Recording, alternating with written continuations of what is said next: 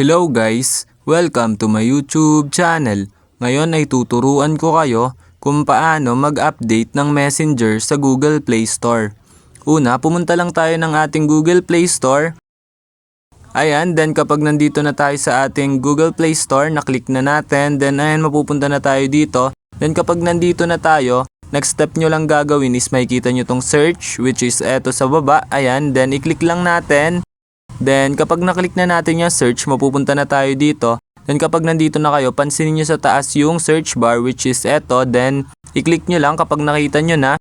Ayan, then kapag naklik na natin, i-type lang natin dito yung Messenger.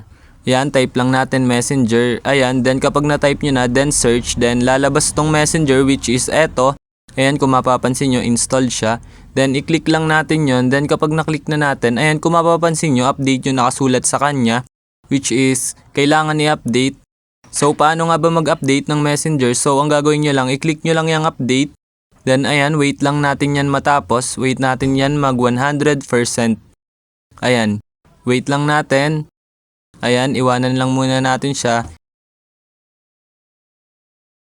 Then ayan, kung mapapansin nyo, 100% na siya. Okay na. Then, diretso install na rin siya kung mapapansin nyo. Ayan, sabi, installing.